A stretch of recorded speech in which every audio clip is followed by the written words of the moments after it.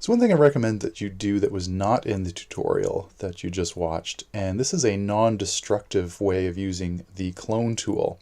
So normally when you use the clone tool the way they were in that tutorial, you're working right on a copy of your background image.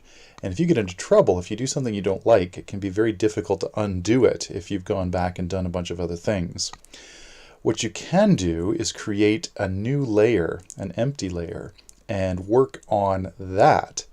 Now if you just try to do that by default, if you make a new layer and then try to use the clone stamp tool, you'll find it won't do anything, because by default the clone stamp tool only takes the current layer into consideration, and the current layer is blank, so nothing happens.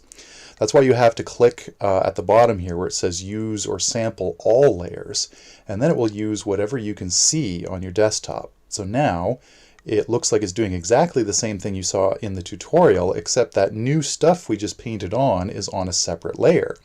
You can see it right there.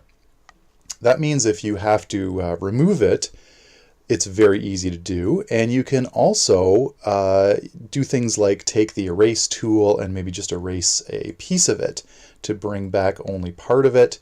You can also play around with the transparency, make the edges a little softer, or make the whole thing a little bit more transparent. So it gives you a lot more options. You're never affecting the layer underneath. Now note that this will not work with the content fill tool. It only works with the clone tool.